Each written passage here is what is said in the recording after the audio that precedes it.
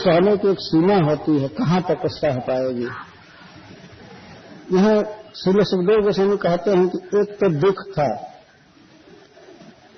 कि बच्चा नहीं है, तो लोक में बहुत बहुत लोग कहा करते हैं, ऐसे कहते हैं कि किसी स्त्री को बच्चा नहीं होता है तो उसके किसी पूर्व जन्म के पाप का फल है, तो ऐसा है, तो ये है, वो है, बहुत प्रकार की बातें कहा करते। तो लोक के द्वारा ये शब्द मिलता था सुनने को कि उन लोगों ने पता नहीं क्या पाप किया था कि ये लोग इतनी संख्या में होते हुए भी पुत्रवती नहीं हो पाई।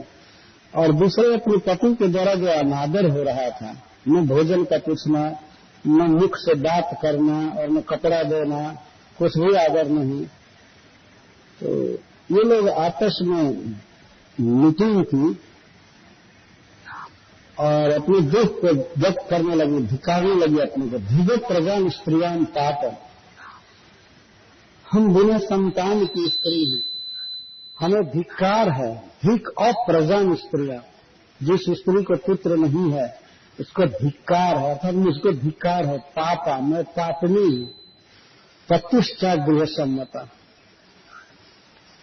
विधाता ने, ब्रह्मा ने मेरा विवाह ऐसे घर में किया कि मैं अगृह सम्मता, मैं गृहिणी के योग्य नहीं। ये पति के भावों को बोल रही हूं।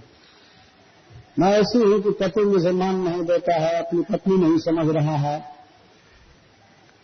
और अगृह सम्मता का अर्थ विश्वनाथ चक्रवर्ती ठाकुर करते हैं, अगृह सम्मता, मैं तो ऐसी हूं कि राजा चाहता है कि वन में चली जाओ, घर में न रहो। अगृह सम्मता। तो इस तरह से मैं बड़ी पापनी हूं क्योंकि बिना संतान के हूं, मेरा पति मेरा आदर नहीं करता है, चाहता है कि वह वन में चली जाए। और ऊपर से एक और भी दुख है कि जिसको पुत्र है वह स्त्री हमारे सामने कितना गर्व से तन करके चलती है। सुप्रजा भी सपत्नी भी दासी में पुरस्कृता, ये कृतदेती हम लोगों को दासी के समान समझती है, दासी जैसे पुरस्कार करती है। लगता है कि हम लोगों का विवाह राजा से नहीं हुआ था। तो करें क्या? कृतदेती का आदर राजा कर रहे थे, इन लोगों का निरादर कर रहे थे। राजा ही ऐसा कर रहे थे तो वे क्या कर सकती थी? तो राजा के बल पर कृतदेती भी ऐसा व्यवहार करती थी जिससे कि ये लोग ये समझें कि ये लोग दासी हैं। अथवा करती है या न करती है, लेकिन अपने आप ये फीलिंग हो रहा है इन स्त्रियों को कि दासी की तरह हमारा तिरस्कार हो रहा है। तो फिर दूसरी कहती है, दासी के समान तिरस्कार होता है, अरे दासी भी सुखी रहती है, तुम क्या बात करती हो? दासी नाम कोई नहीं सुनता था, स्वामी ने परिचय दिया, अभिक्षण लब्ध माना नाम दास्य दासी है दुर्दगा। दासियों को क्या दुख है? कोई दुख नहीं होता है। और बेचारी अपने स्वामी की सेवा करती हैं, मालिक की सेवा करती हैं, और इस सेवा से उनको कुछ मिलता है खाने पीने पहनने को, और वो बीच बीच में बहुत बड़ा आदर भी देते हैं। तो इस कारण से दासियां भी खुश रहती हैं। लेकिन हम लोग तो दास्या दासी व दुर्भगा, हम लोग तो दासी की दासी के समान है। जब पहले कुछ लोगों ने कहा कि हम हमारे साथ कृतदेती दासी जैसा व्यवहार करती है, तब और स्त्रियां कहती हैं कि दासी जैसा व्यवहार करती तब भी काम चल सकता था। दासियों को क्या दुख है? हम तो दासी की भी दासी हैं, सब तरह से गई देती हैं। इसका अर्थ ये, दासियों को क्या दुख है? कोई दुख नहीं। वास्तव में दुख तो कामना के कारण है ना। ये लोग चाहते थे कि चित्रकेतु हमसे बोले, हमारा पति है, हमको यह दे वह दे, संतान मिले, सब कुछ मिले। और यह भी देश था कि जब साधु आए थे घर पर, ऋषि आए थे और खीर बनाए, तो उसने उसी को देने के लिए क्यों कहा? क्या उसी के साथ विवाह हुआ है? हम लोग क्या खरीद करके आई हैं? इस तरह से आपस में उनकी मीटिंग रोज रोज बैठने लगी। और जैसे जैसे वार्ता होती थी वैसे वैसे दुख और जलन बढ़ता जा रहा था, और इसके साथ साथ विद्वेष बढ़ता जा रहा था। ध्यायते विश्रांति स संगस्ते सुपजायते संगत संजायते काम कामत क्रोधे भी जायते। अब क्रोध स्तर पर आ गई पूरा। एक तो चिंतन करते थे कि हमारा तिरस्कार ऐसे हो रहा है, हमको पुत्र नहीं है, और उस पर भी अब भाषण से और भावना बढ़ रही थी। जब आदमी कभी अपने दुखों का वर्णन करता है, किसी के प्रति द्वेष भाव के पोषक शब्द बोलता है, तो परस्पर में द्वेष बढ़ता जाता है, वचन से बढ़ता जाता है। ये लोग रोज कहीं न कहीं मिल लेती थी, भले 10 लाख एक साथ न मिलें लेकिन कहीं 1000, कहीं 100, कहीं लाख ऐसे मिल लेती थी। होते होते एक दिन इन लोगों ने सबको गुप्त रूप से फोन किया, चाहे निमंत्रण किया कि यहाँ मिलना है सब, और अब कुछ करना है। अब हम लोगों को चुपचाप बैठना नहीं चाहिए, अब सीमा पार हो गई। एवं संदयमानानां सपत्न्याः पुत्र संपदा राज्य असम्मत वृत्तिनां विद्वेषो बलवान भूत्। इस तरह से सब कह करके बात बहुत दिन तक संदयमानानां, वो जल रही थी दुख से। खासकर किस चीज से जल रही थी? सपत्न्याः पुत्र संपदा, अपने सौत को पुत्र हो गया है इसके सुख से जल रही थी। हमको पुत्र नहीं है उसका उतना दुख नहीं था, जितना दुख यह था कि सौत को बेटा हो गया। तो पुत्र संपदा, सौत के पुत्र प्राप्ति से संदयमाना में जल रही थी। और दूसरा राज्य असम्मत वृत्ति नाम, राजा इनकी वृत्ति भी नहीं दे रहा था, ठीक से भोजन भी नहीं दे रहा था। वृत्ति का अर्थ होता है जीवन, जो जीविका है, खर्चा है, वो भी नहीं दे रहा था। तो इस कारण से विद्वेष बलवान भूत। अब इनका जो द्वेष था, विशेष द्वेष विद्वेष, वो बलवान हो गया, उसमें बहुत शक्ति आ गई। बलवान का अर्थ यह है कि अब किसी भी विवेक से, ज्ञान से अब उनका द्वेष दबने वाला नहीं था, बहुत बलवान हो गया द्वेष। जब कम द्वेष रहता है तो कोई समझा करके शांत भी कर सकता है कि नहीं कोई बात नहीं, अपनी शौक कहीं तो बच्चा है और पति है, नहीं ध्यान रहा, कोई बात नहीं, हमारा धर्म है, पति की सेवा करनी चाहिए। अब ये सब विवेक इसमें नहीं रह गया। विद्वेष इतना बलवान हो गया कि विवेक धर्म सब उसके आगे दब गए, मर। विद्वेष ज्यादा बलवान हो गया। किसी भी व्यक्ति को अपने को ऐसी स्थिति में रखना चाहिए कि कभी काम, कभी क्रोध, कभी लोभ उठे, तो उस काम, क्रोध, लोभ को कमजोर रखना चाहिए कि किसी ज्ञानी के संग से, भगवान की कृपा से दब जाए धीरे धीरे, तो वो फिर कल्याण होता है। लेकिन इन स्त्रियों का जो द्वेष था राजा के प्रति और अपनी सौत के प्रति, वो बहुत बलवान हो गया, अब वो दबने वाला नहीं था। तो हुआ क्या? विद्वेष नष्ट मत, विद्वेष से मति नष्ट हो गई। मति का अर्थ है विवेक, क्या करना चाहिए क्या नहीं करना चाहिए उसका विवेक नहीं रहा, नष्ट मति हो गई। भगवान गीता में कहते हैं क्रोधा भवति सम्मोह, सम्मोहात् स्मृति विभ्रमा, स्मृतिर्भ्रंश बुद्धिनाश, बुद्धिनाश प्रणश, खत्म हो जाता है। तो इस तरह से पहले प्रजा काम हुआ, चिंतन कर रहे थे, वो विफल हुआ तो क्रोध हुआ। अब क्रोध के बाद स्मृति नष्ट हो गई कि मैं क्या हूं, क्या करना चाहिए। स्मृति नष्ट होने से फिर बुद्धि नष्ट हो गई, बुद्धि नष्ट होने से सब कुछ नष्ट हो गया। तो बुद्धि अब काम नहीं कर रही थी, और इसी चिंतन में लगी रहती कि किस तरह से इस बच्चे को खत्म किया जाए, जो इतने उपाय के बाद प्राप्त हुआ था। जब से लड़का हुआ तब से राजा हमको नहीं पूछ रहा है, तब से विषम हो गया है। तो उसको सम बनाने का यही उपाय है। बच्चा के कारण विषम हुआ है, किसी तरह उसको खत्म किया जाए। इस निर्णय पर पहुंच गई, विद्वेष नष्ट मत। ऐसा कैसे हुआ? तो सुखदेव जी कहते हैं स्त्रियां हैं, क्योंकि बेचारी स्त्रियां हैं। एक तो शुरू से ही इतना बलवान ज्ञान रहता नहीं है, और देश बहुत बलवान हो गया तो ज्ञान को तो खत्म कर दिया। ज्ञान तो ऐसे ही कमजोर रहता है स्त्रियों में, ऐसे ही कमजोर रहता है। तो स्त्रियां सब ठीक है, ज्ञान खत्म हो गया, लेकिन बच्चे को विष कैसे दे दिया, जिस आगे वर्णन है। पर दारुण चेतसा, स्त्रियों का शरीर ऊपर से फूल की तरह से कोमल होता है, लेकिन हृदय बहुत कठोर होता है। दारुण चेतसा, दारू कहते लकड़ी, लकड़ी जैसे बिल्कुल रूखा सूखा कठोर होता है, उस तरह से स्त्रियों का हृदय होता है। इसलिए सुखदेव गोस्वामी बोल रहे हैं दारुण चेतसा, गरम ददु कुमार आया दुर्मर्षा नृपति। और खास करके राजा के प्रति बहुत द्वेष रखती थी, क्योंकि राजा का व्यवहार वो सह नहीं पाती थी। राजा के द्वारा जो उदासीनता हो रही थी, स्नेह का अभाव था, इसको सह नहीं पाए, इसलिए कुमाराय गरम ददु, गरम विषम ददु, गर का तो विष, बच्चे को उन लोगों ने विष दे दिया। यह देखिए 10 लाख संख्या में वो थी, लेकिन 10 लाख का कीमती एक थी। कहां से बाजार से मंगाया होगा विष, कहां कैसे दे दिया। कभी लोग कहते हैं कि स्त्रियों के हृदय में कोई बात छिपती नहीं है, लेकिन यहाँ तो अद्भुत ढंग से छिपा ली। और ऐसे बच्चे को गोद में लेती ही रहती थी, बाहर से तो वो व्यक्त नहीं होने देती थी, कृतदूती के साथ ही रहती थी, तो बच्चे को कभी गोद में खिलाती भी थी। तो उधर राजभवन में बच्चे के घर में जाना आना इनके लिए कोई रोक टोक नहीं था, चूंकि ये भी रानियां थी। तो किसी ट्रिक से जैसे तैसे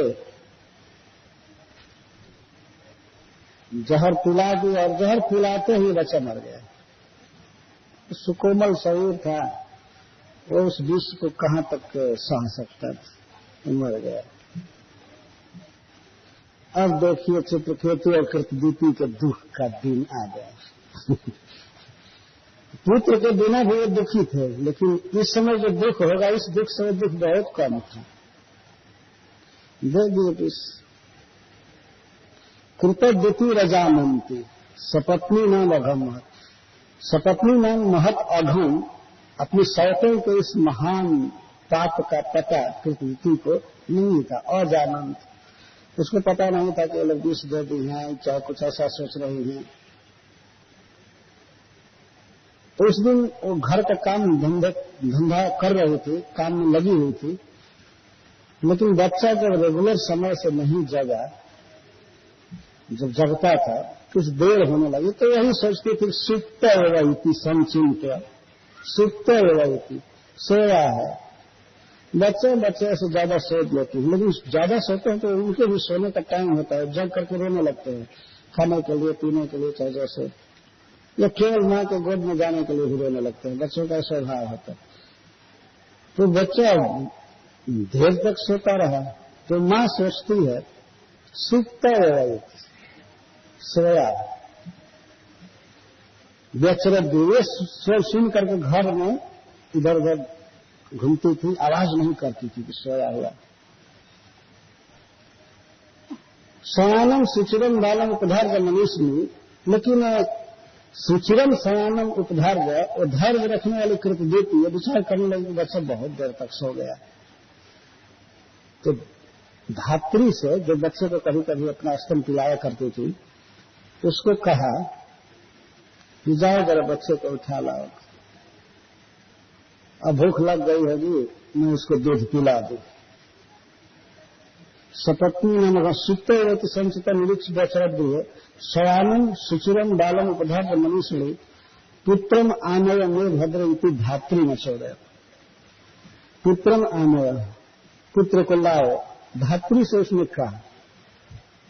मां के अतिरिक्त हुई ऐसी स्त्रियां होती हैं जो बच्चे को पोषती हैं, उनको धात्री कहते हैं, दूध पिलाती हैं, सहलाती हैं। सब नर्स नहीं, दूसरी होती है, वो वास्तव में दूध पिलाती है। तो धात्री गई, वो दासी घर में जो थी वो गई बच्चे को लाने के लिए। तो उसने ध्यान से बच्चे को देखा, सा शयानम उपब्रज दृष्टवा चत्तार लोचन। तो उसने देखा कि आंखों के जो तारे हैं ऊपर की ओर हो गए हैं। मरने के बाद जो आंखों की दशा होती है बिल्कुल हो गई थी, और दासी पहचान रही थी। तो सा शयानम उपब्रज, सोए हुए बच्चे के निकट जब उपब्रज गई, तो दृष्टवा उत्तार लोचन, प्राणेन्द्रियात्मभिष्त्यक्तन हतास्मित्य पतन हुई। उसके बाद वो चेक करने लगी, हाथ पकड़ करके और छाती पर हाथ रख करके। सांस नहीं चल रही थी, आंखें काम नहीं कर रही थी, सुन नहीं रहा था बच्चा। पहले बुलाई, नहीं सुना, फिर देखने लगी इधर उधर नाड़ी। जब समझ गई कि बच्चा मर गया तब वो बेचारी हता अस्मी इति, मैं तो मारी गई, हाय रे मैं तो मर गई, यह कह करके भूमि अपतत, वहीं पर जमीन पर गिर गई। बेचारी बहुत विलाप करने लगी, रोने लगी, हाय रे मैं तो मर गई, अर्थात बच्चा मर गया, हाय हाय कहकर पृथ्वी पर गिर पड़ी। वो लगी क्रंदन करने, विलाप करने। तस्य तद आकर्ण भृषातुरम स्वरम घनंत कराभ्याम उच्च कैरती प्रविश्वराजी त्वरया मुजांतिकम बदर्श बालम सहसा मृतम सुतम। जब अपनी दासी की रोने की आवाज सुनी कृत देती तो वह तुरंत उस स्थान पर आई। दासी की क्या दशा थी? भृषातुरम स्वरम आकरण, दासी बहुत जोर से रो रही थी, हाय रे दैया, हाय रे दैया, ये क्या हो गया, हाय रे। और कराभ्याम पूरा है घनन, क्या अपने दोनों हाथों से छाती पीट रही थी, हाय रे बात क्या हुआ।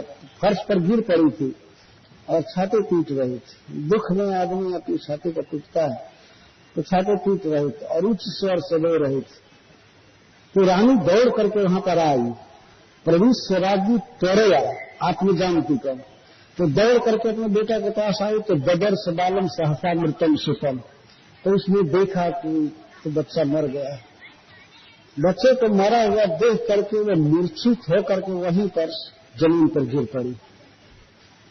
पपात भूमि परिवृद्धया सूचा, परिवृद्ध सूचा, उसका शोक बहुत बढ़ा हुआ था। परिवृद्ध शोक, पंत सब तरह से शोक बढ़ा हुआ था। शोक के कारण मुमोह, मुमोह का अर्थ है कि मूर्छिता भवत, मूर्छित हो गई। तुरंत उसके दांत लग गए और बेहोश होकर के गिर पड़ी। कुछ आवाज में उसे नहीं निकल पाई, केवल बच्चे को मरा हुआ देख करके इतना शोक हुआ कि गिर गई। मुमोह विभ्रष्ट शिरोरुहाम्बरा, और उसका शिरोरुह, केस और अंबर, वस्त्र सब बिखर गए। जो साड़ी का छोर उसके सिर पर था वो बिखर गया, केस भी बिखर गए और गिर गई। तो मृतांत पूर्वर्तिनो जना नराश्च नार्यश्च निशम्यरोदनम आगत्य तुल्य व्यसनाश दुःखिता पाश्चाद्यलोकम विविधो कृतागशः। तो वहां पर जितने भी राजभवन के अंतर्गत काम करने वाले दास दासी थे, वे सब दौड़ करके वहां आए। रानी के गिरने की आवाज होती, दासी के रोने की आवाज हो रही थी। उसको सुन करके मृतांतःपुरवर्ती न जनम, राजा के अंतःपुर में रहने वाले नर और नारी, मरा नारियश्च निशम रोदनम, आए और आकर के देखे तो सबके तो एक समान दुख था बच्चे के मरने का। वो सब सुख दुखिता, सुख दुखित होकर के सब रोने लगे, विलाप करने लगे, हाहाकार करने लगे। जो आता था बेचारा हाय हाय करने लगता था, दुखी था। रानी का ये दुख देख करके और दासी का दुख देख करके सब लोग बहुत दुखी थे। अब तो सबके रोने की आवाज, हाहाकार इधर उधर से फैलने लगी, तो वो रानियां भी बारी बारी से आने लगी जिन लोगों ने विष दिया, और वो भी आकर के नाटक करने लगी रोने का। वहां तो उनको दिखाना था, ये भी दुखित हो गई है। इनके काले करने में तो कोई दूसरा व्यक्ति नहीं जानता था। ताश्चर्य का रुद्ध कृता, सुखदेव गोस्वामी कहते ताच, ये भी आकर के रोने लगी। इन्हें कह रहा कौन? तो बाद में कहते हैं कृतावश, जिन स्त्रियों ने जहर दिया था वे सब भी आकर के लगी रोने, आंसू पोछने लगी, नाक पोछने लगी, और इस तरह से खूब रो रही। हाय रे विधाता, ये क्या क्या विधाता किया कि तुम लोगों ने किया? विधाता किया। इतना कष्ट से बच्चा मिला, हाय रे बेटा मर गए, मर गए। देखिए नाटक स्त्रियों को,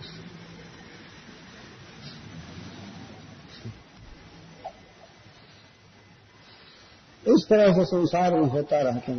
बताइए, अब वो भी आकर के रोने लगा, जो जहर दिया से दिया, अब क्या नाटक कर रही है। स्त्रियों में रोने की बहुत बुद्धि रहती है, अभ्यास रहता है उनको रोने। वास्तव में इसमें बहुत ट्रेंड होती है, 1 मिनट में रो सकती हैं। कुछ कभी कहते हैं कि स्त्रियों के आंख में आंसू नहीं रहता है, हाथ में रहता है, जब चाहे भड़का सकती है। तो अब उन लोग तो रुलाई आ नहीं रही होगी, भीतर तक खुशी थी हृदय में, फिर भी रो रही, इतना एक्सपर्ट थी कपट में कि वो रो रहे थे इस तरह।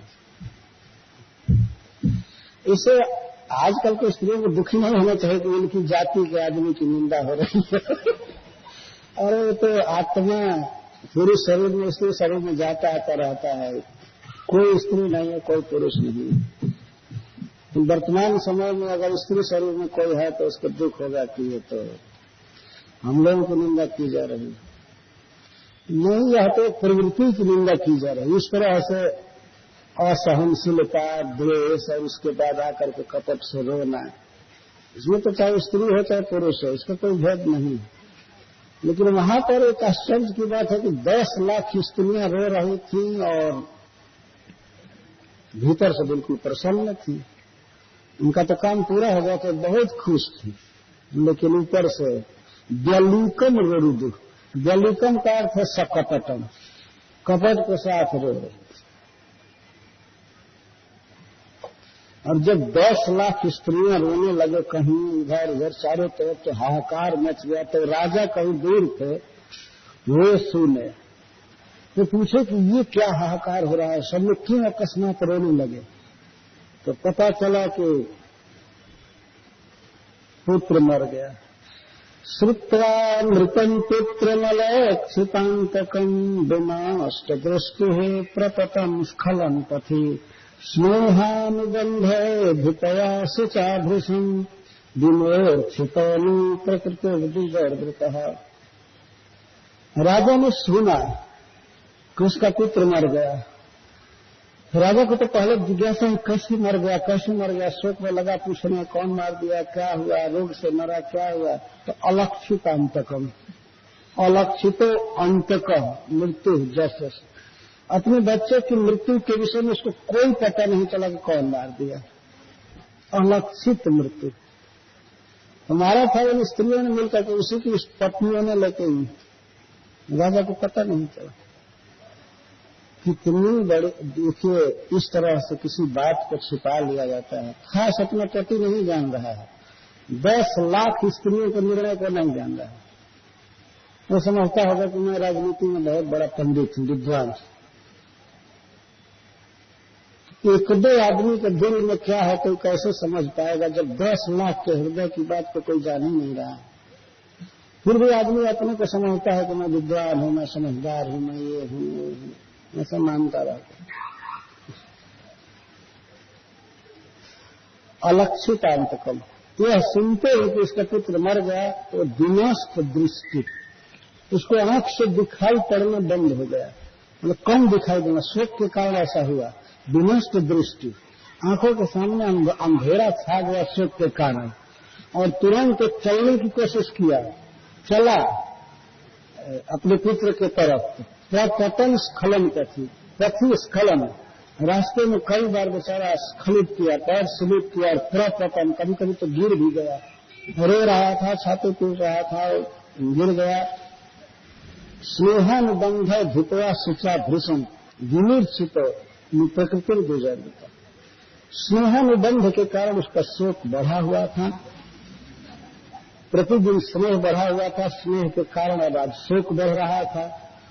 तो इस शोक के कारण वो भीषण विमूर्छित है, बिल्कुल बेहोश हो रहा था, उसे गश्ती मार रहे थे, वो चला नहीं जा रहा था। अपनी प्रकृतियों से अर्थात मंत्री आदि से घिरा हुआ आया बच्चे के पास किसी तरह, ये दूसरे लोग हाथ पकड़ करके लाए उसको, चला नहीं जा रहा था, देख नहीं रहा था। पपात बाल सपाद मूल, और आकर के मरे हुए अपने पुत्र के चरण मूल में गिर गया धड़ाम से। सुखदेव गोस्वामी कहते हैं पपात, पपात का अर्थ गिर पड़ा, पतित हो गया। पपात बालस्य सपाद मूल, सह वह राजा जो इतना बड़ा व्यक्ति था, लेकिन अपने पुत्र के पाद मूले पपात, चरण मूल में गिर गया। इस तरह से तो भगवान को प्रणाम किया जाता है। ये तो पुत्र को करे भी मरे हुए पुत्र के चरण में गिर गया। प्रणाम के लिए नहीं गिरा, लेकिन ऐसे ही आकर के धड़ाम से गिर गया। पपात बालस्य सपाद मूले मृतस्य विश्रस्त शिरोरुहाम्बरा, और राजा का भी मुकुट कहीं गिर पड़ा था पहले ही, केस बिखर गए, वस्त्र भी सब इधर उधर। दीर्घम शशन बाष्प कलो परोध तो निरुद्ध कंठ न शशाक भाष, बहुत लंबी लंबी सांसें चल रही थी और इतना आंसू गला में भर गया, वाष्प भर गया कि निरुद्ध कंठ निरुद्ध हो गया, इसलिए कुछ बोल ही नहीं सका, बोली नहीं निकल रही थी, वचन नहीं निकल रहा था शोक के कारण। पतिं निरीक्ष्य सुचार्पितं तदा अमृतं च बालं सुतमेकसन्ततिं जनस्य रागी प्रकृतेश्च हृदृगं सती दधाना बिललाप चित्रभा। तो पति जब इस तरह से गिर गया तो उस समय कुछ देर के बाद कृतदूती को होश हुआ, उसके दांत छूट गए, उसकी मूर्छा दूर हुई। तो वह देखी पति की दुर्दशा को, पति निरीक्ष्य उरु सुचार्पितम, बहुत अधिक शोक में डूबे हुए अपने पति को उसने देखा, और मृतम च बालम सुतमे को संतति में, और अपने एक लौटे पुत्र को जो इस वंश की संतान का कारण था, वंश परंपरा का कारण होता, उस मरे हुए बच्चे को जब उसने देखा और पति की दुर्दशा को देखा, तो वह रानी ऐसा विचित्र विलाप करने लगी, छाती पीट करके, उसको सुनने से सब लोग रोने लगे, और यहाँ तक कि सेनापति, मंत्री, पुरोहित वगैरह सब रोने लगे। जमस्य प्रकृत हृदय रुजन ददाना, सबके हृदय में शोक छा गया, सब लोग रोने लगे रानी का विलाप देख करके। विललाप चित्र था, रानी कृतदूती विचित्र प्रकार का विलाप कर रही थी। विलाप का अर्थ होता है कुछ दुख प्रकट करते हुए रोना। जब कोई व्यक्ति रोता है और रोते समय कुछ कहता जाता है, इसको विलाप कहा गया है,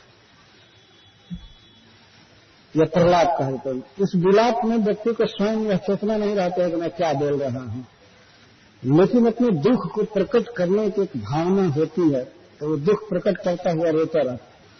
तो दुख प्रकट करती हुई रो रही थी। अब इसके शरीर का वर्णन करते हुए सुखदेव गोस्वामी कहते हैं, स्तनोद्वयम् कुंकुम गंधमंडितम्, कृतदूती के दोनों स्तन पहले केसर कुमकुम के गंध से मंडित थे, श्रृंगार की थी, केसर कुमकुम लगाई। इतना रो रहे थे कि उसके आंखों के आंसुओं की धाराएं उसके स्तन पर लगे हुए केसर को धो रहे थे। विकीर्ज केसन, उसका केस विकीर्ण हो गया था, विगलत प्रजा, उसकी मालाएं टूट गई थी। सुतम शिशोचा चित्रम कुररी वसुस्वरम, वह कुररी पक्षी की तरह मधुर स्वर में विलाप कर रही थी, रो रही थी। तो शरीर की ये दशा हो गई थी और मन तो अच्छे दुखी था ही, तो इस तरह से विलाप कर रही है। अहो विधातस्तमपि वदालुष जस्त्वात्मसृष्ट्या प्रतिरूपमीहसे परो जीव तपरस्य या मृत्यु विपर्दयश्च तमसि ध्रुवः परः। मैं पढ़कर के कथा कह रहा हूं इसलिए कि मैं वास्तव में हरिद्वार की तैयारी में हूं इस समय, इसलिए मैं उसको दिन में एक सेकंड भी देखता नहीं, तो क्षमा करें, मैं इसको पढ़ कर आप लोगों को सुना रहा हूं। कृतदूती विलाप कर रही है। जब व्यक्ति दुख के समय कुछ कहता है तो सबसे पहले भगवान को गाली देना चालू करता है, दैया रे दैया, दैया दैया रे दैया, हाय रे भगवान। तुम अतीव बालिश, तुम अतिशय मूर्ख हो। हे जगत को उत्पन्न करने वाला, हे ईश्वर, हे विधाता, तुम अतीव बालिश, तुम अतिशय बचकानी बुद्धि वाले हो, मूर्ख हो। यदि भगवान पूछे कि हम क्या मूर्खता कर दिए, तो बेचारे रो रो करके कहते, जस्तात्म सृष्टि प्रतिरूप नहीं है, तुम अपनी सृष्टि के प्रतिकूल व्यवहार कर रहे हो। स्वयं इस सृष्टि को रचे हो और इसके विपरीत आचरण तुम्हारा हो रहा है। भगवान बिल्कुल चकित हो गए कि हम क्या सृष्टि के विपरीत आचरण कर रहे हैं। तो कहते, परे में जीवत अपरस या मृत्यु, बूढ़े बूढ़े लोग इस संसार में जी रहे हैं और बच्चे को मारना चालू किए हो। कोई सीरियल नंबर नहीं रखे हो, एक दिशा से जन्म देते जाए और बाद में मारता है। तुम्हारा कोई क्रम नहीं है, तुम्हारा कोई क्रम नहीं है, सीरियल नंबर नहीं है कि ऐसे जन्माए ऐसे मारे। परे अनुजीवत अपरस्य मृत्यु, परे अनुजीवत, बड़े बड़े लोग जीवित हैं, बूढ़े बूढ़े लोग जी रहे हैं, और अपरस्य बच्चे की मृत्यु हो रही है। विपर्जय तुमसी ध्रुव पर, इस तरह से तुम विपर्जय कर रहे हो, उल्टा कर। निश्चित तुम प्राणियों के पर अर्थात शत्रु हो, तुम सबसे बड़ा दुश्मन हो सब। भगवान तो गीता में कहते हैं, सुहृदम सर्वभूता नाम, मैं सभी प्राणियों का सुहृद हूं। लेकिन दुख में चित्रित प्रतिदिति कह रहे कि तुम सबसे बड़े दुश्मन हो सबके, तुम दुश्मन हो, तुम घात कर रहे हो। तो मान लीजिए अगर भगवान कहें कि नहीं, किसी के जन्म का और मृत्यु का कोई क्रम मैं नहीं रखा, कोई क्रम नहीं, अपने कर्मानुसार कोई 2 वर्ष में मरेगा, कोई 100 वर्ष में मरेगा, कोई 50 वर्ष में मरेगा, यह कोई क्रम नहीं है कि जो जन्म ले लिया और 100 वर्ष पूरा करके ही मरेगा। तो कहती है, नहीं क्रमश्चेत विहमृत जन्म में शरीर नाम तदात्म कर्म, यह स्नेह हताशो निसर्ग वृद्ध स्वयं कृपा से तमाम विवृश्चसी। यदि कोई क्रम नहीं रखे हो प्राणियों के मरने का, जीने का, मरने का, जन्म देने का, तो अपने कर्म के अनुसार प्राणी जन्मे चाहे मरे, ठीक है, लेकिन तुम प्राणियों में स्नेह क्यों भरते हो? स्नेह भर करके एक दूसरे को क्यों जोड़ देते हो? और जब इनमें स्नेह हो जाता है तो फिर किसी को मार देते हो, बिछड़ा देते हो। हाँ रे विधाता, तुम्हें कोई दया नहीं है और तुम मूर्ख हो। तो भगवान पूछते हैं कि ये बताओ मेरी मूर्खता इस विषय में क्या है? तो कृतज्ञता कहती है, इस शोक में विलाप कर रही है कि हाय रे दैव, यदि आगे लोग इसी तरह से सुनेंगे कि बच्चे भी मर जाते हैं, तो कोई आगे बच्चा उत्पन्न नहीं करेगा, तो तुम्हारी सृष्टि ऐसे ही रुक जाएगी। तुम अपनी सृष्टि के विपरीत व्यवहार कर रहे हो। यहाँ आपस में मिल करके स्नेह से लोग बच्चा उत्पन्न करते हैं, पालन पोषण करते हैं, स्नेह में बांधते हैं, और यहाँ तुम इस तरह से मारा करोगे बच्चों को, तो लोग फिर कुछ लोग तो डर कर विवाह भी नहीं करेंगे, तो पता नहीं भगवान कब किसको मार देगा। और एक दूसरे से स्नेह भी नहीं करेंगे कि स्नेह आज बढ़ा रहे हैं, कल स्नेह तोड़ देगा भगवान, ईश्वर अलग कर देगा, इसलिए कोई स्नेह जोड़ेगा ही नहीं। तुम अपनी सृष्टि के विपरीत व्यवहार कर रहे हो, और स्नेह नहीं रहेगा परस्पर, तो स्नेह नहीं रहेगा तो तुम्हारी सृष्टि कैसे चलेगी? क्या तुम खिलाने आते हो? अरे यहाँ बच्चे में स्नेह है, पति में स्नेह है, तो बेचारा कमा करके खिलाता है, पिलाता है। और इस तरह से मरना जीना तुम चालू कर दोगे बच्चों को मारने का, तो लोग स्नेह नहीं करेंगे, आपस में एक दूसरे से प्रेम नहीं करेंगे, पालन नहीं करेंगे, तो तुम्हारा सिर दर्द हो जाएगा। कैसे दुनिया चलाओगे? ऐसे तो लगता है कि रिमोट कंट्रोल से बैकुंठ में बैठे बैठे चला रहे हैं, सब कर ही रहे हैं ना। कहा जाता है कि भगवान दुनिया को चला रहे हैं, दुनिया बनाना बनाते चलाना प्रभु का काम है। लेकिन ये प्रभु तो सोए रहते हैं क्षीर सागर में, और यहाँ बेचारे सब काम धंधा करके सबका पालन कर रहे हैं, है ना। और इतना ज्यादा इधर लोग स्नेह करते हैं, काम करते हैं, कभी कभी कहते हैं कि भगवान तो है ही नहीं, हम ही सब कुछ कर रहे हैं। लेकिन जब किसी की मृत्यु हो जाती है तब माथा खटकता है, ये कौन कर दिया, न तो सरकार ने किया न हमने किया, ये क्या हो गया, किसका नियम लग गया यहाँ पर। उस समय पता चलता है कि कोई है ऊपर वाला जिसकी इच्छा से सब हो रहा है। तो जो भी हो, कृतज्ञता कह रहे हो कि अगर तुम इसी तरह से बच्चों को मारा करोगे तब वो कोई स्नेह नहीं करेगा, और स्नेह नहीं करेगा तो दूसरे का पालन भी नहीं करेगा, पालन नहीं करेगा तो तुम्हारी सृष्टि बर्बाद हो जाएगी।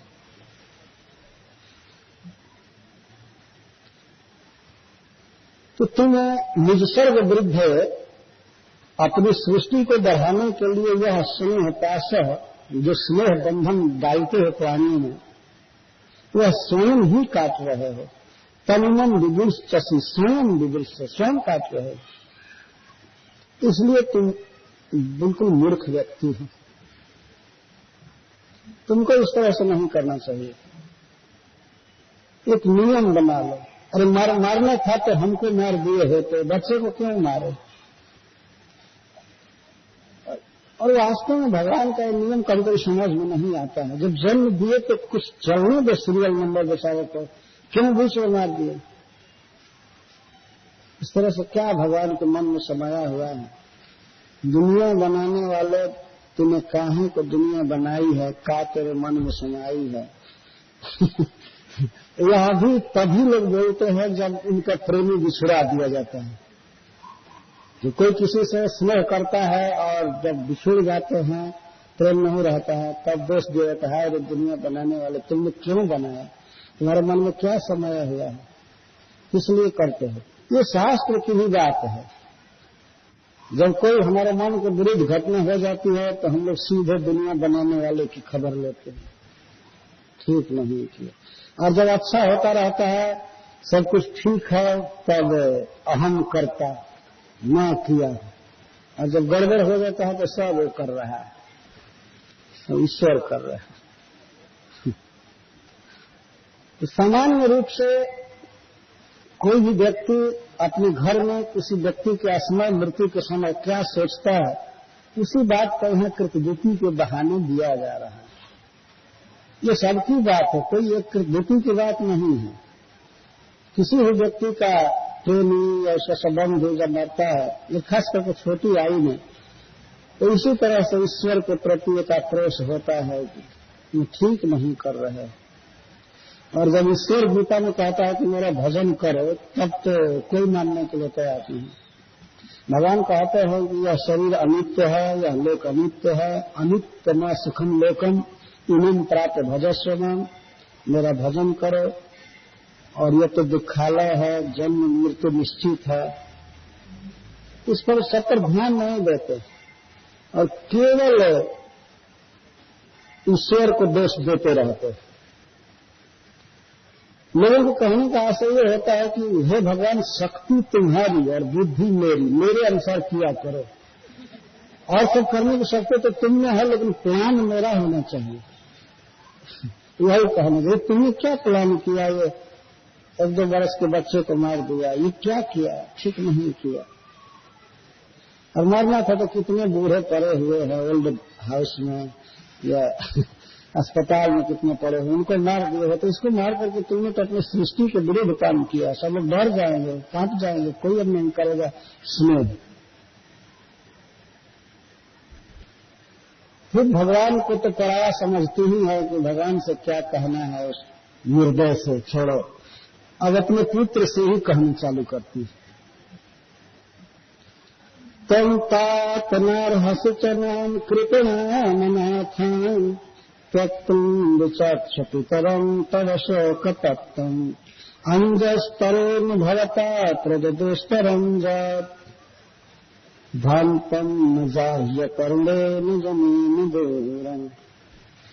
क्योंकि पहले कहा जा चुका है कि बेचारी विलाप कर रही है, अतः वह मरे हुए पुत्र में भी ऐसी भावना कर रही है कि बेटा सुन रहा है।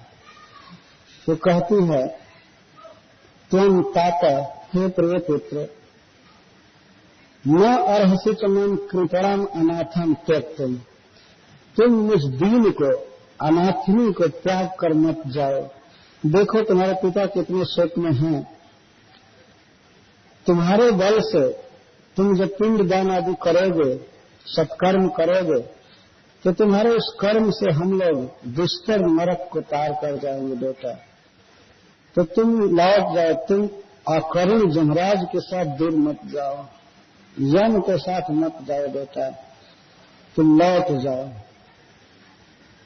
उत्तिष्ठ पातौन शिशो वयस्य, बेटा उठो उठो, ये तुम्हारे संगी वयस्य, तुम्हारे मित्र शिशुगण तुमको बुला रहे हैं तुम्हारे साथ खेलने के लिए, ऐसे विलाप कर रही। हे मृतनंदन संधि हर तुम आहुयंती, खेलने के लिए तुमको बुला रहे हैं। सुप्तश्चिरम, तुम बहुत देर तक सो गए ही, असमया तुम्हें भूख लगी होगी, तुम उठो, स्तन पियो और पुत्र अपने स्वजनों का शोक दूर करो। इस तरह से वो विलाप कर रही थी। तो उसके विलाप को देख करके चित्रकेतु महाराज का जब होश हुआ, जब चेतना में आए तो वो जोर से लगे रोने, बहुत दुखित होकर के रोने लगे। जितना उनको सुख मिला था पुत्र प्राप्त होने पर, उससे कई गुना दुख में डूब गए, मुक्त कंठ से रोने लगे, हाय हाय कहकर। तो मैं इस विलाप की कुछ व्याख्या कल करूंगा। यह एक सिद्धांत की बात है, वास्तव में यह किसी व्यक्ति विशेष का विलाप नहीं है, सिद्धांत है। और शिक्षा यह है कि हम लोगों को संसार में स्नेह करना चाहिए, लेकिन अति स्नेह नहीं करना चाहिए, अन्यथा बहुत दुख होता है। काम भर स्नेह करना चाहिए। इस प्रसंग में बहुत सुंदर ज्ञान प्राप्त होगा नारद जी के मुख से, अंगिरा जी के मुख से। इस संसार में किस व्यक्ति का किसी से कैसा संबंध है, तो व्यवहार में सम रह करके शांति से गुजारा कर लेना चाहिए। लेकिन जिस प्रकार चित्रकेतु का स्नेह है या प्रेम, ओम नमो भगवते वासुदेवाय,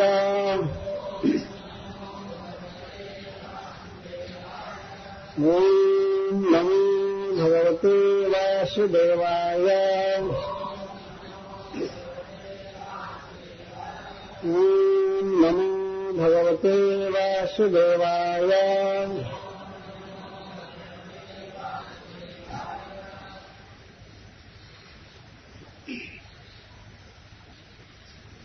श्लोक 54 से चालू कर रहे हैं।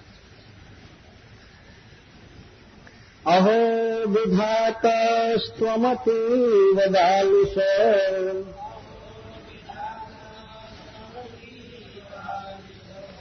जस्त्वात्मश्रेष्ठ्य प्रतिरूपमीहस,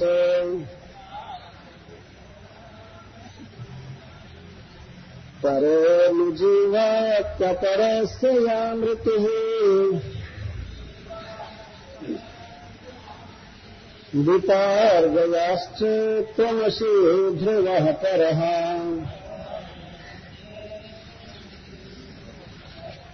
आवृत्ति के लिए छोटा श्लोक बोल रहे हैं। श्री शुक उवाच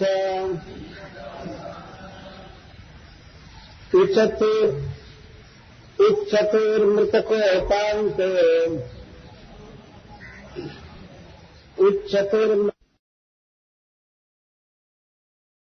तुम क्या कहेंगे, कीड़े कब्र में क्या कहते होंगे। आ गया मियाँ जी, आ गए अब हमारे पास, वो सब खा जाते हैं। कोई ठीक नहीं है शरीर का। ये सब ईश्वर की व्यवस्था है। कब तक शरीर किसके गोद में रहेगा, किसके उदर में रहेगा, कब तक संग रहेगा, कोई ठीक नहीं। सारा जगत ईश्वर के अनुशासन में चल रहा है। अच्छा, दूसरी बात यह है कि यह जो नियम है तो केवल आपके पुत्र के लिए ही नहीं है। अगले श्लोक में कह रहे हैं तो सर्वसाधारण बात है। वयं च त्वं च ये च मे तुल्यकालाश्चराचरः, जन्म मृत्योर्यथा पश्चात प्राणैव मधुनापि भः। आप क्यों बच्चे के लिए शोक कर रहे हैं? सबकी तो यही हालत है। वयं च त्वं च, और इमे च, वयम च, वयम च से दिखाकर कारण से हम और अंगिरा जी हैं, हम और हैं चाहे अंगिरा जी हैं, वयम च। और चकार से इसके अलावा भी बहुत वयम च, अथवा हमारे और भी भाई हैं या देवता हैं, जो कुछ भी है, वयम च, और तुम च, और तुम च, तुम और तुम्हारी रानी चाहे तुम्हारा बच्चा जो भी हो, तुम च, और इन्हें च जो वहां और भी लोग रो रहे थे, बहुत से लोग थे, इन्हें ये च। और तुल्य काला चरा चरा, ये भी चर और अचर प्राणी हैं जो तुल्यकालीन इसमें वर्तमान हैं। इस समय जो वर्तमान है हम लोगों के समय में, नारद जी कहते हैं उसको तुल्य काला कहते, तुल्य काला, एक समय में हुए। जैसे हम लोगों में बहुत से मनुष्य एक काल में हैं। इसमें भारत की जनसंख्या 1 अरब से ऊपर है ना, तो इतने मनुष्य आज के युग में, आज के दिन में इसको कहीं तुल्य काला। इसमें कुछ चर है, कुछ अचर हैं। अचर का अर्थ बहुत से वृक्ष हैं, झाड़ हैं, और चर का अर्थ बहुत से चलने वाले जीव, गाय, बैल, भैंस, पशु पक्षी, ये सब हैं। तो चर और अचर जितने भी प्राणी हैं जो तुल्य काला एक समय में हुए हैं, लेकिन जन्म मृत्यु हो पश्चात प्राण मैव मधुना भो। हे राजन, तनिक ध्यान देकर के सुनिए। राजा को भो कह रहा, भो का अर्थ होता है हे राजन, सावधानी से सुनिए। इस समय हम लोग जो हैं, कि जन्म के पहले प्राण और मृत्यु के पश्चात ऐसा नहीं थे। जन्म के पहले यह समाज नहीं था, पता नहीं कौन कहाँ था और किस शरीर में था, किस योनि में था। इसके पहले तो हम लोग थे नहीं, न हम लोग थे न आप थे, और न तो ये आपकी प्रजा थी। यहां तक कि अचर प्राणी भी बाद में जन्म लेते हैं। कोई जैसे गमला में पौधे हैं, अचर हैं, लेकिन उनका जन्म बहुत बाद में हुआ है। कुछ हम लोगों के जन्म के पहले कहीं वृक्ष होंगे, बहुत कुछ वृक्ष ऐसे रहते हैं, और मनुष्य भी। और कुछ प्राणी ऐसे हैं जो रोज जन्मते हैं, मर जाते हैं। तो इस समय जैसा समाज है, हम लोगों को अपने पर लेना चाहिए। जो भी बंबई है, दिल्ली है, या जो भी बड़े बड़े शहर, गांव, जितने लोग हैं, और जो घर बने हुए हैं, जो रोड बना हुआ है, या जो कुछ भी है, यह हम लोगों के मृत्यु के बाद ऐसा ही नहीं रहेगा, बदल जाता है समाज। एक आदमी की मृत्यु के बाद नहीं कह रहा है, मतलब जब भी मृत्यु होगी इस लोगों की, तो फिर ऐसा ही दूसरा बंबई नहीं मिलेगा, यही जुहू नहीं मिलेगा, दूसरा स्थान मिलेगा, सब बदल जाएगा। और न तो ये नाम रहेगा, न ये रूप रहेगा, न तो परिवार का नामो निशान, कुछ नहीं। हो सकता है आज मनुष्य में है, कल मछली में चले जाए, और मल्लाह लोग जाल में फंसा कर सब बेच देंगे, खा जाएंगे। ये इतना टेम्परेरी है, बदलता रहता है। और मृत्यु जन्मना प्राक, और जन्म से पहले ऐसे नहीं थे। तो अधुना अपूर्ण, इसमें तीनों काल का प्रयोग किया गया है। जन्म मृत्यु पश्चात प्राण, जन्मना प्राक, मृत्यु पश्चात, तो अधुना अपूर्ण। हम इस समय भी नहीं है, जैसा देख रहे हैं वैसा है नहीं, क्योंकि आद्यंत है। जिस वस्तु का शुरुआत देखा जा रहा है और अंत देखा जा रहा है, वास्तव में वह वस्तु है नहीं। नास्तो विद्यते भाव, ना भाव विद्यते सत, उभयोरपि दृष्टं तस्। कैसे है? उभयोरपि दृष्टं तस्, तत्वदर्शी भी भगवान बोलते हैं। जो वस्तु पहले नहीं थी और आगे भी नहीं रहेगी, बीच में दिख रही है, तो वास्तव में वो नहीं है। क्योंकि जो वस्तु है तत्व से, वह सदा रहती है और बाद में भी रहती, पहले भी थी और बाद में भी रहेगी। आत्मा पहले से है और बाद में भी रहेगा। लेकिन शरीर की जो दशा है, या समाज की, संसार की, यह पहले ऐसा नहीं था और बाद में ऐसा नहीं रहता है, इसलिए इस समय भी ऐसा है नहीं। यह स्वप्न की तरह मिथ्या है। मिथ्या का अर्थ है अनित्य है। मिथ्या का मतलब ये नहीं होता है कि ये बिल्कुल है ही नहीं, लेकिन एक मिथ्या का अर्थ होता है अनित्य, ऐसा नहीं रहेगा। जैसे सपना, सपना सभी देखते हैं, भगवान ने यह सुविधा सबको दिया है। ये ज्ञान देने के लिए सपना देते हैं भगवान, ज्ञान देने के लिए सपना दे रहे हैं। तो सपना पहले नहीं रहता है, सोने से पहले सपना नहीं रहता, और जगने के बाद भी सपना नहीं रहता। तो सपना जब तक देख रहे हैं तो वास्तव में उस समय वो नहीं है, यदि सही सही देखा जाए तो। क्योंकि मान लीजिए एक आदमी सपना देख रहा है कि कोई भी, और वहां पर हजारों आदमी जग रहे हैं, तो वे लोग तो नहीं देख रहे हैं उसको, या और लोग सो गए हैं, तो कोई ठीक नहीं है कि कौन क्या सपना देख रहा है। कोई जरूर नहीं कि मैं जो सपना देख रहा हूं वही सपना और लोग भी देख रहे होंगे, ऐसा नहीं। तो जैसे सपना के काल में स्वप्नगत वस्तुएं सही नहीं है, क्योंकि पहले नहीं थे, बाद में नहीं थी, इसी तरह से हम लोग जो इस समय अनुभव कर रहे हैं कि ये हमारा पुत्र है, हमारी पत्नी है, हमारा परिवार है, मैं यह हूं, ये हूं, ये है नहीं वास्तव में। स्वप्न के समान अनित्य है, नष्ट हो जाएगा, था नहीं बस। और वो तो सपना टूट जाता है आंख खुलते ही, और ये सपना बंद हो जाएगा आंख बंद होते। ये सपना खत्म, ये ठीक उल्टा चलता है, लेकिन है सपना की तरफ। जब अंतिम पलक गिरेगी बस सपना खत्म। ये वास्तव में स्वप्न है जीव के लिए। इसी बात को श्री नारद जी यहां पर व्यक्त कर रहे हैं। भगवान भी गीता में यही से प्रारंभ करते हैं। कल पहला श्लोक बोलते हैं भगवान, असोचन सोचस्तम के बाद वाला श्लोक कैसे है? नत्ते वाहम जात नासम न तुम न जनाधिपा न चैव न भविष्याम सर्वे मायमतः परम। तो भगवान आत्मा पर बोल रहे हैं। ऐसी बात नहीं थी कि हम लोग पहले नहीं थे, मैं नहीं था, तुम नहीं थे, राजा लोग नहीं थे, और ऐसी भी बात नहीं होगी कि हम बाद में नहीं रहेंगे, तुम नहीं रहोगे, राजा लोग नहीं रहेंगे। हम लोग पहले भी थे और बाद में भी रहेंगे।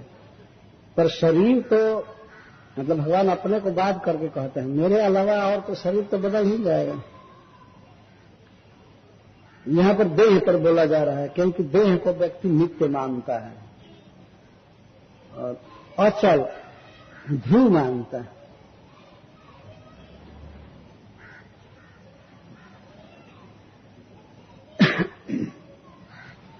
तो एक प्रश्न होता है कि जब यह वास्तव में सत्य नहीं है, कोई भी चीज, चाहे परिवार या हमारा देह या खान पान जो भी है, ये सत्य नहीं है,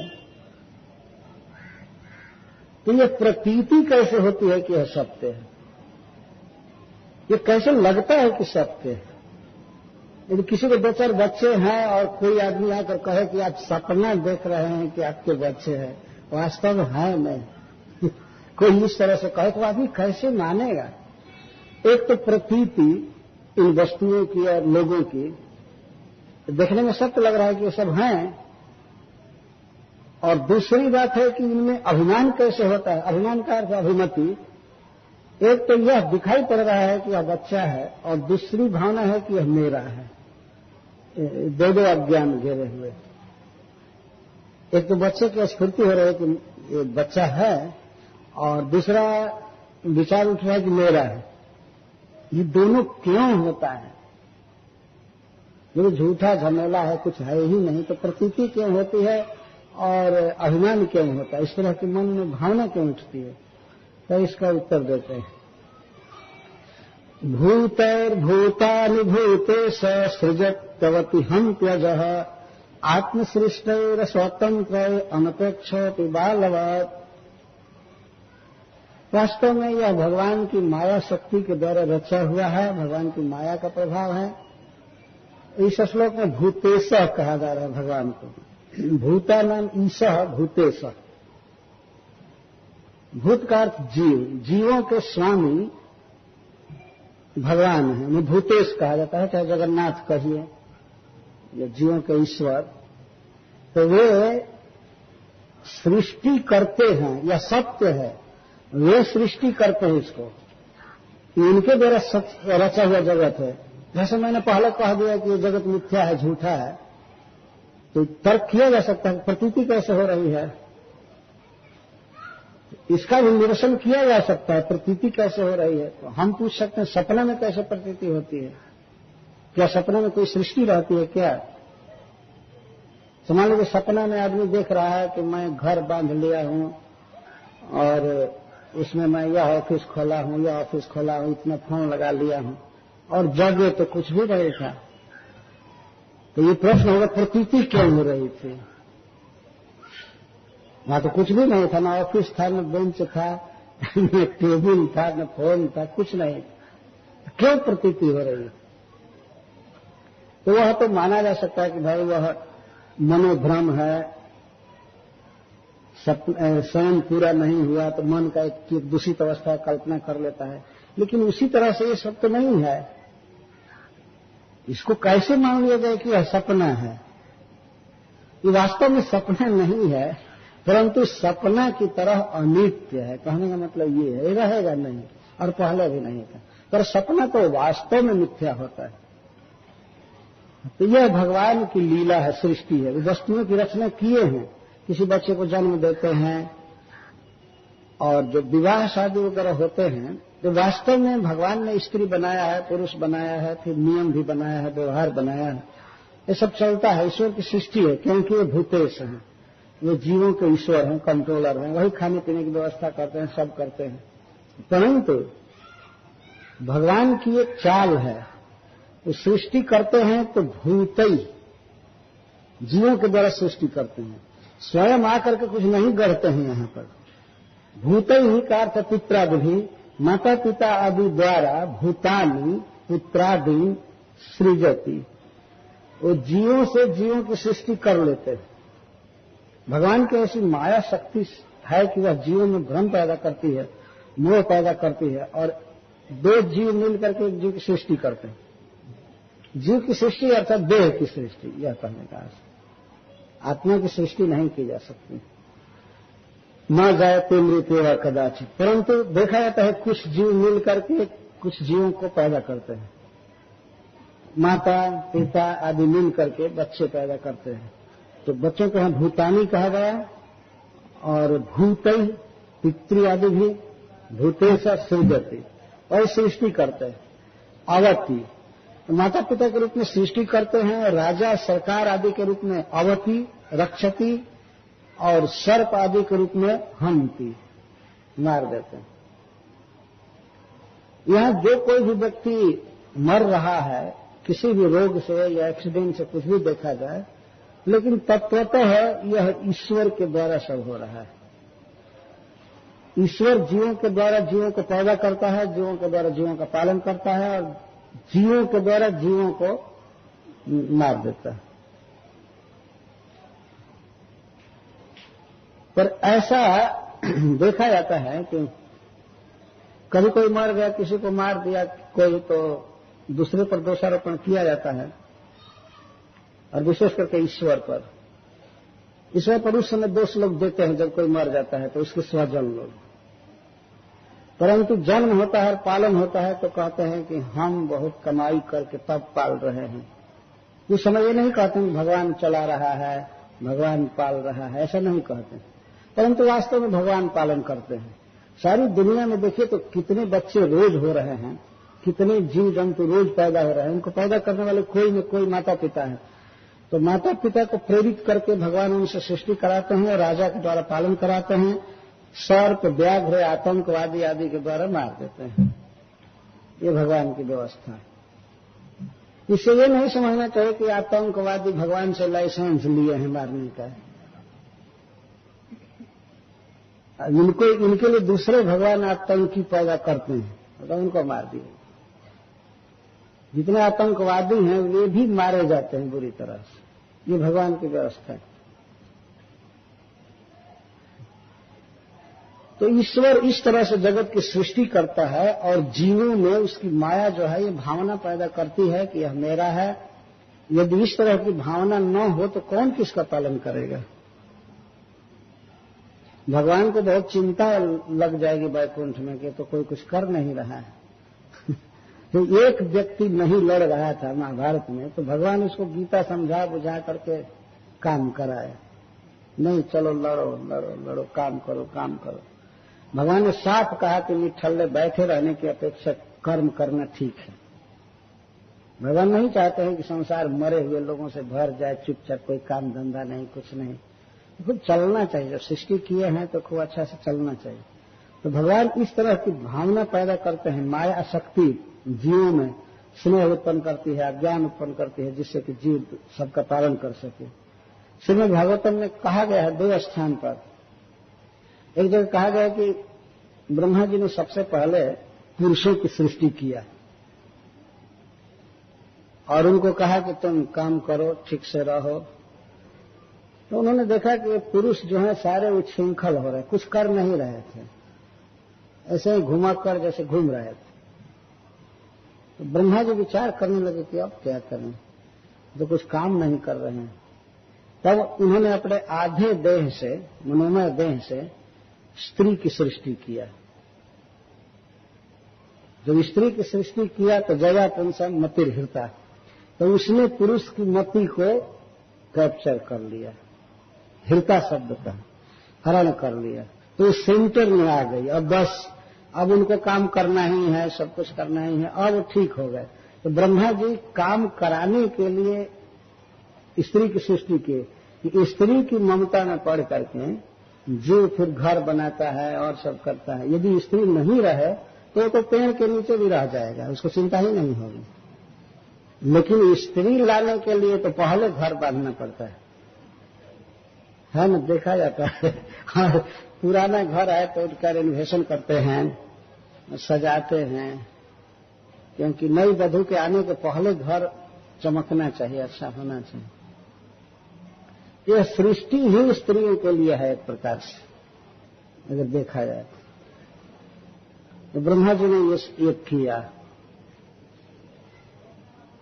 यहां पर बताया जा रहा है कि भूतेश्वर भगवान जीवों से जीवों की सृष्टि करते हैं, जीवों से जीवों का पालन कराते हैं और वध करा देते हैं।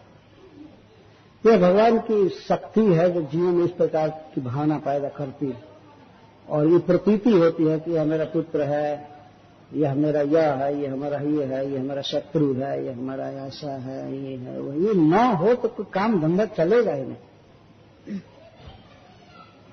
सृष्टि के प्रारंभ में ब्रह्मा जी ने 5 प्रकार की अविद्या की सृष्टि की है। पहले कि यहाँ पर जितने जीव हैं ये सब अपने स्वरूप को न जान जाएं। यदि जान जाएंगे कि हम कृष्ण के नित्य दास हैं तो वे सब माया के कार्य में फंसेंगे नहीं। इसलिए 5 प्रकार की अविद्या की सृष्टि की, सब यही समझें कि हम देह हैं, हमारा परिवार है, हमारा समाज है, हमको ये करना है वो करना है, इस फिक्र में हो जाए सब। इसके लिए उन्होंने सृष्टि किया। ये ऊपर से ही सारी व्यवस्था चल रही है कि जीव अज्ञानी रहे, और बीच में आकर भगवान भगवत गीता बोल जाते हैं, सिखा जाते हैं कि ऐसे करो, मेरी भक्ति करो, यह करो वह करो। लेकिन संसार भी चलाना है ना भूतेश जी को। क्या, और अभी भी देखा जाता है कि अगर थोड़ी सी आध्यात्मिकता की ओर कोई झुकता है तो बस कमंडल उठाया हिमालय की तरफ चल। ऐसा सभी हो जाए तो ये तो शून्य हो जाएगी सृष्टि। इसलिए अज्ञान जरूरी। तो नारद जी कहते हैं कि यह भगवान की माया से हो रहा है। आत्म सृष्टि, ये भूतल का विशेषण है। भगवान स्वयं ही जीवों की सृष्टि किए हैं और अस्वतंत्र है। कोई भी जीव स्वतंत्र नहीं है, जैसा भगवान न चाहते हैं नाचता है। तो ये प्रश्न होता है कि श्री भगवान सृष्टि क्यों करते हैं? यदि कोई अपना उनका उद्देश्य होगा सृष्टि के पीछे तो उनकी पूर्णता में हानि होती है। माना जाएगा कि पूर्ण नहीं है, उनका अभाव है। अपनी पूर्णता के लिए कुछ इच्छा है तब तो सृष्टि करते हैं, तो कहते हैं नहीं, अनपेक्ष। भगवान को सृष्टि से कुछ लेना देना नहीं है। तो क्यों सृष्टि करते हैं? बालवत बच्चे की तरह सृष्टि करते हैं।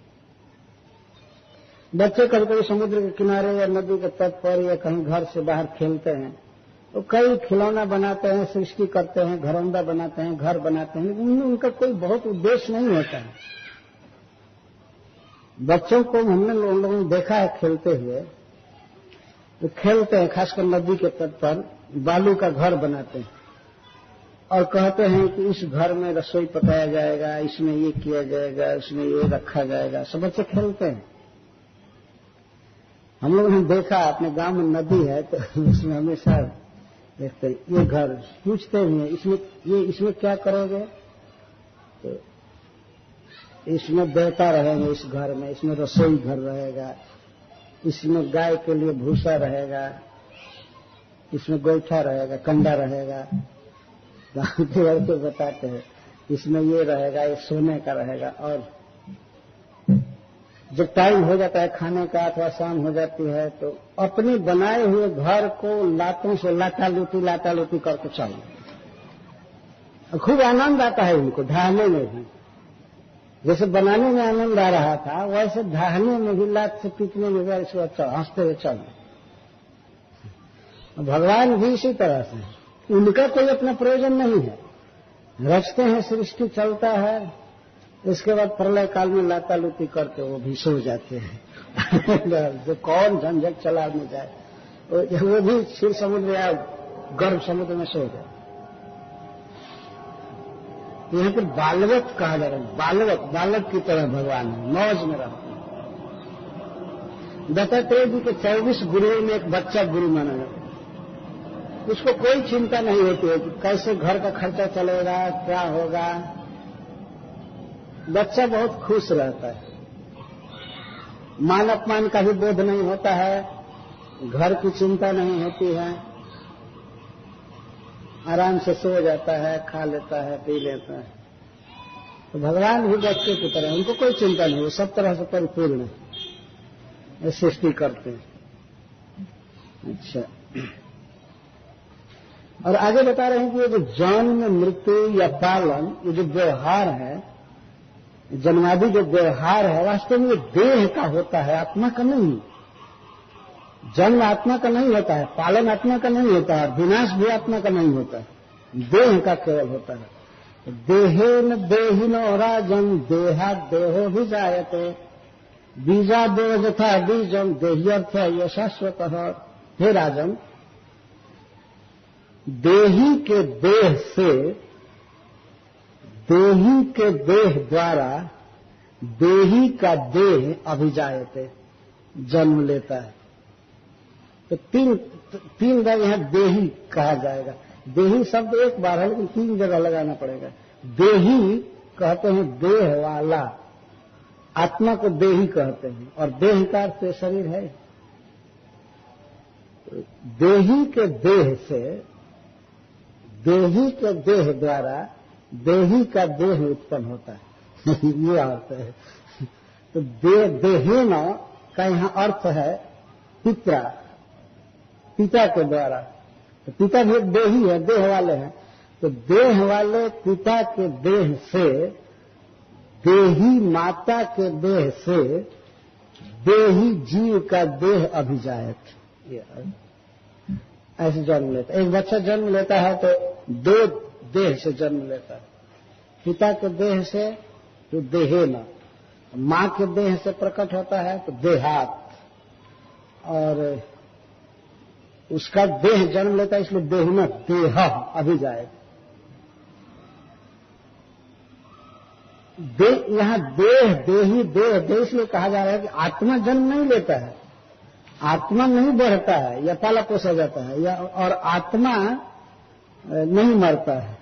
न जायते मृते व कदाचित नायम भूत्वा भविता या न भूय अजो नित्य शाश्वतोयम पुराणो न हन्यते हन्यमाने शरीर। पिता के देह से बीज स्खलित होता है तो वह मां के गर्भ में उत्पन्न होता है। बाद में देही देहात, मां के देह से वह देह प्रकट होता है। ये देह प्रकट होता है, देह बनता है मां के गर्भ में, न कि आत्मा। आत्मा का साइज कभी कम नहीं होता है न कभी बढ़ता है। वो जैसा रहता है वैसा ही रहता है। ऐसा नहीं कि आत्मा को पानी नहीं दिया जाएगा तो मर जाएगा, उसको भात नहीं मिलेगा तो मर जाएगा।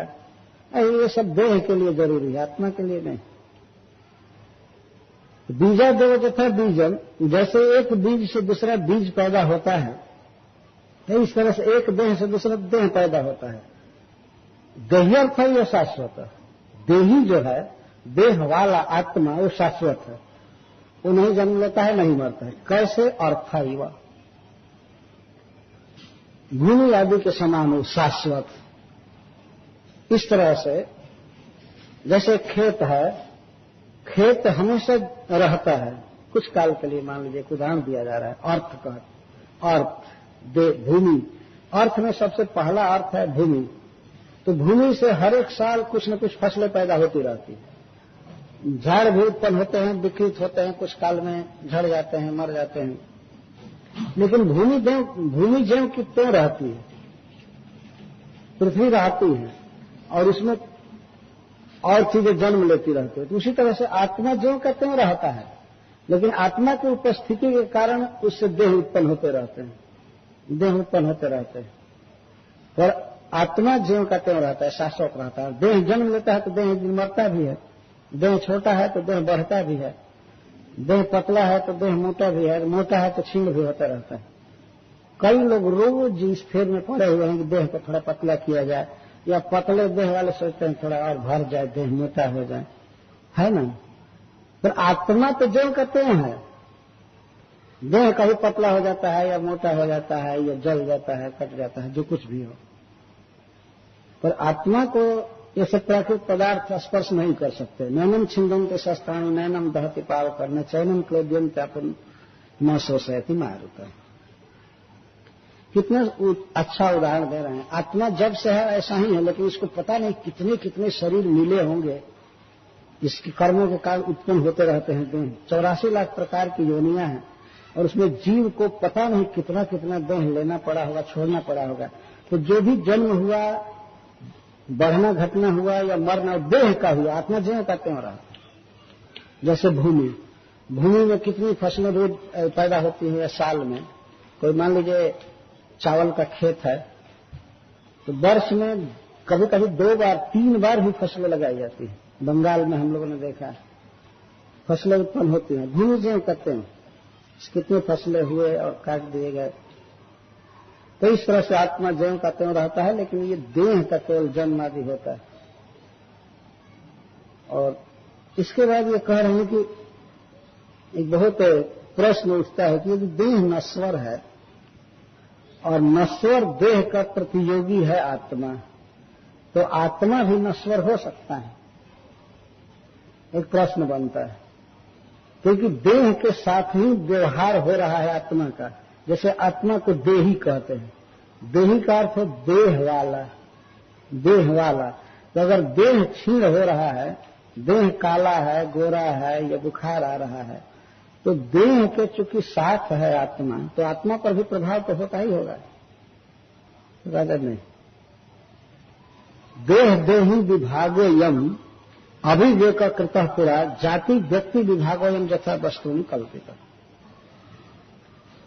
वास्तव में देह है और देह का विभाग, देही का विभाग, यह अभी अविवेक के द्वारा, अज्ञान के द्वारा कल्पित है। न तो कोई देह है न कोई देही है। देह है नहीं वास्तव में कुछ भी। अब यथा वस्तु कल्पित, जैसे मान लीजिए मिट्टी है, पृथ्वी है, तो पृथ्वी में से निकले हुए विकारों को हम लोग अलग अलग नाम दे दिए हैं। जैसे कभी हम लोग जाति नाम दे देते हैं या व्यक्ति नाम दे देते हैं।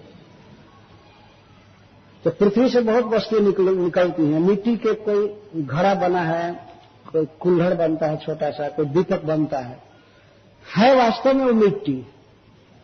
लेकिन उसी मिट्टी को हम लोग नाम दे देते हैं दीपक या कुल्हड़ या घड़ा, या गर्मी के दिन में पानी पीते हैं लंबा मुंह वाला क्या होता है, सुराही। तो सुराही हो चाहे घड़ा चाहे कुल्हड़, चाहे कुछ भी है मिट्टी। तो जैसे वस्तुओं में जाति व्यक्ति विभाग होता है, हम मान लेते हैं कि यह इस जाति का है, इस जाति का, जाति से मतलब यह वृक्ष है यह पृथ्वी का विकार, पृथ्वी ही इस रूप में आई हुई है।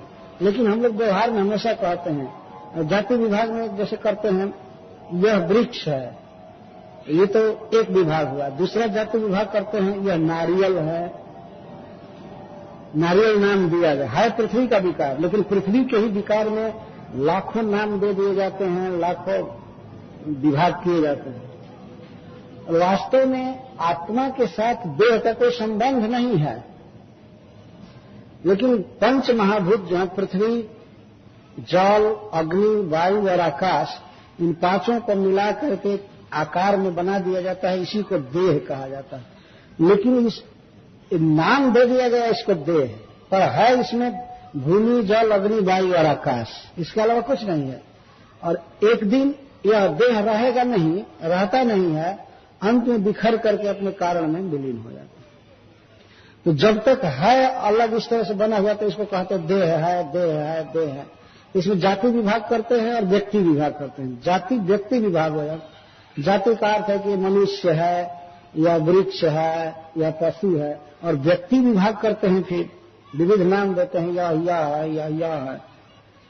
व्यक्ति विभाग किसी का भी कोई नाम रख दिया जाए, लेकिन अंततः सब माटी के धोंधा है, सब मिट्टी के विकार है, मिट्टी में मिल जाएंगे। तो देह नाम जो दिया जाता है कि यह देह है, यह अविवेक से दिया जाता है, वास्तव में कोई देह है नहीं, है पंच महाभूत, उसका आकार गढ़ दिया गया, इसलिए नाम दे दिया गया, ये है, ये है। खास करके मनुष्यों के शरीर पर विचार कीजिए तो सबका शरीर लगभग एक समान है, एक स्टॉक है, पंच महाभूत है, उसी में से ले लेकर के गढ़ करके नाम दे दिया गया। उसमें हम लोग नाम दे देते हैं, यह मुसलमान है या क्रिश्चियन है या हिंदू है। अच्छा, उसमें भी यह इस जाति का है, यह इस जाति का है, जाति में भी यह व्यक्ति है, वह व्यक्ति है, और अंत में सारे ध्वस्त होकर के फिर मिट्टी के मिट्टी में चले जाए। तो बीच में जो ये विभाग किया जाता है, जाति विभाग, व्यक्ति विभाग, तो इसी तरह से ये देह विभाग किया गया है। वास्तव में देह कुछ है नहीं, और देह के साथ आत्मा को देही कहते हैं या शारीर कहते हैं उसको, तो यह अभी केवल एक कल्पना और व्यवहार की बात है। वास्तव में इस देह में आत्मा फंसा हुआ नहीं है, और न तो देह के आकार वाला हो गया है, न तो देह के सुख दुख से उसको कोई मतलब है। जब व्यक्ति सोता है तो सारा दुख भूल जाता है, तो एक दिन इस देह को आत्मा छोड़ करके चला जाता है तो कोई इसके साथ संबंध नहीं रहता, तो कैसे कहा जाए कि वो देही है, इस देह वाला था।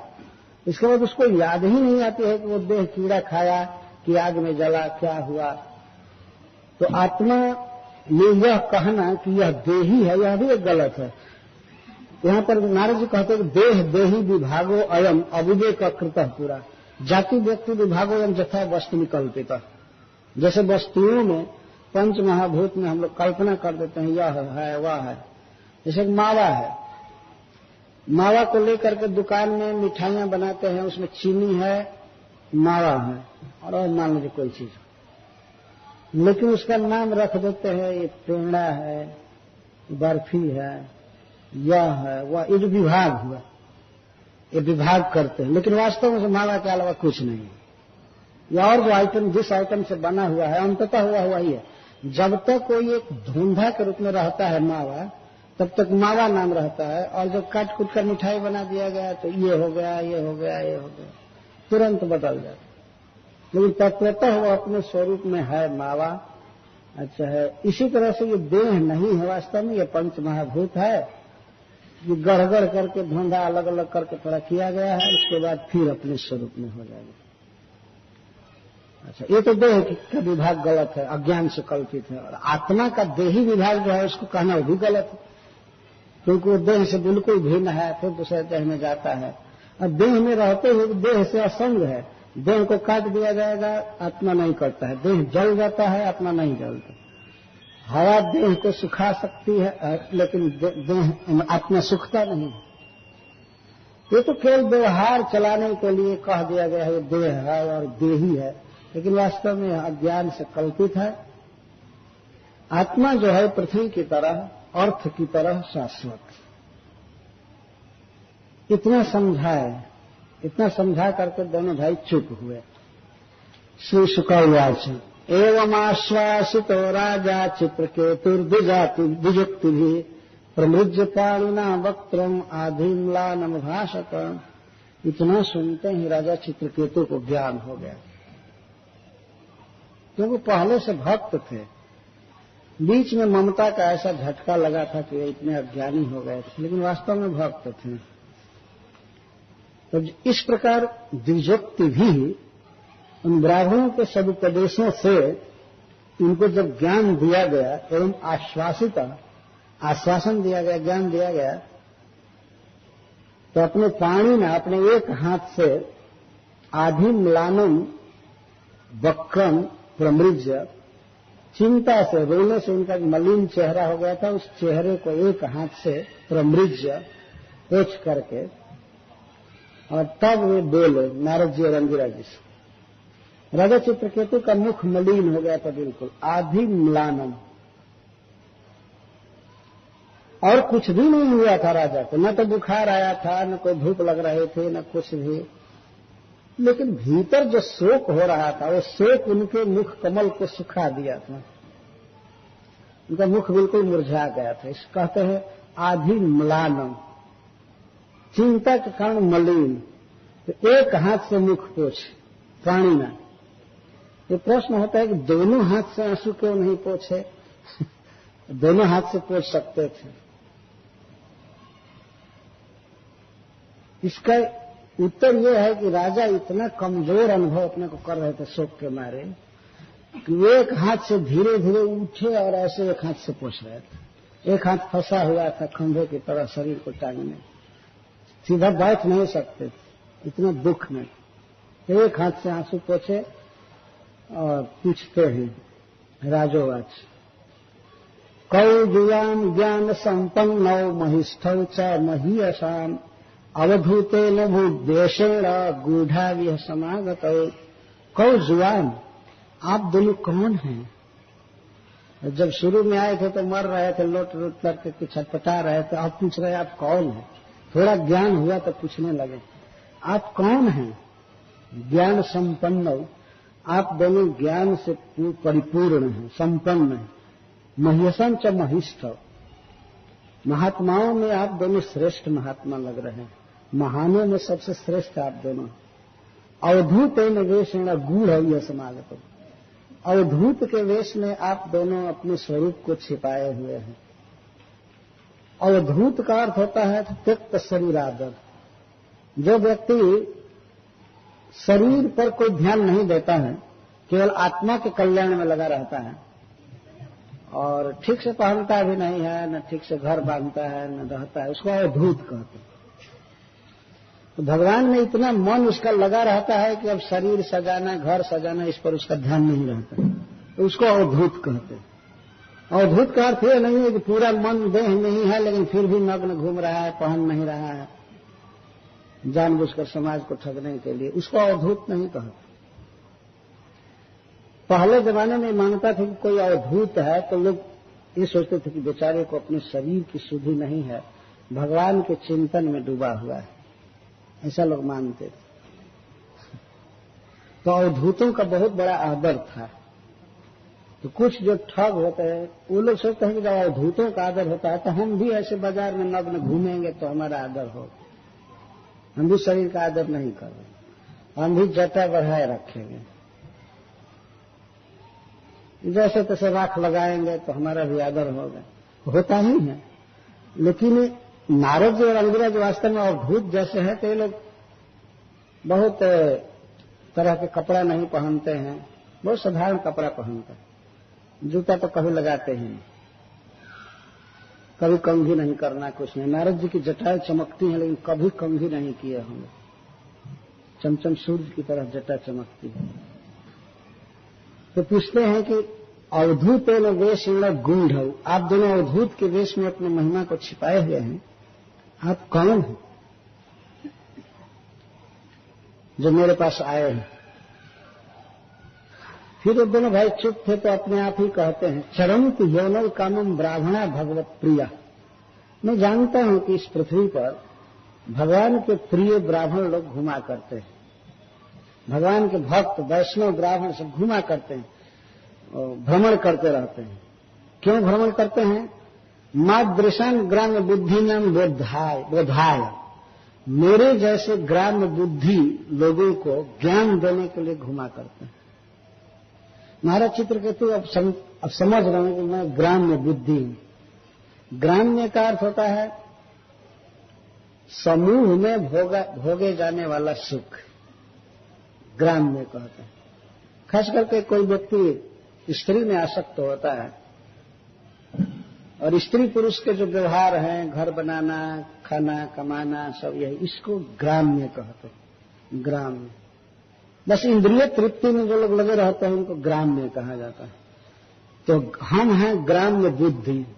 तो जिनकी बुद्धि केवल भोगों में, विषयों में लगी रहती है, उनको ज्ञान देने के लिए बहुत से ब्राह्मण, बहुत से वैष्णव इस पृथ्वी पर भ्रमण किया करते हैं, उन्मत्त लिंगिन। और ऐसा देखने में लगता है कि वो पागल हैं, उन्मत्त हैं, ऐसा लगता है। लेकिन वास्तव में हम जैसे मूर्खों को, विषयों को तारने के लिए, उद्धार करने के लिए लोग घुमा करते हैं। ये राजा बहुत बड़े राजा थे, तो उनको इस बात का पता है कि भगवान के भक्त वैष्णव लोग कभी कभी अवधूत वेश में घुमा करते हैं, स्वयं ही नाम रख रहे हैं। कौन कौन लोग भ्रमण किया करते हैं संसार में? तो कहते हैं कुमारः, नारदः, भृगु, अंगिरा, और नाम रख रहे, दोनों आए हुए हैं यहाँ पर, लेकिन अभी पहचान नहीं रहे हैं। राजा चित्रकेतु कह रहे हैं जो पृथ्वी पर घूमते हैं हमारे जैसे विषयों का उद्धार करने के लिए, तारने के लिए, तो उनमें जैसे नारद कुमार, चारों कुमार ब्रह्मा जी के पुत्र, नारद, ऋभु, अंगिरा, देवल, असित, ये सब सुना गया है कि ये महात्मा भ्रमण किया करते हैं। क्योंकि इन लोगों का अपना कोई कार्य नहीं है, अपना कोई स्वार्थ नहीं है, दूसरे के हित के लिए भ्रमण किया करते हैं। ये सब नाम याद रहना चाहिए। आजकल के मूर्ख लोग कई तरह के अभिनेताओं का नाम याद रखते हैं और क्या क्या याद रखते हैं, लेकिन अपने पूर्वजों के नाम नहीं याद रखते हैं, ऋषियों के सब नाम याद रखने लायक है। राजा चित्रकेतु को ये नाम सब याद, ये लोग भ्रमण किया करते।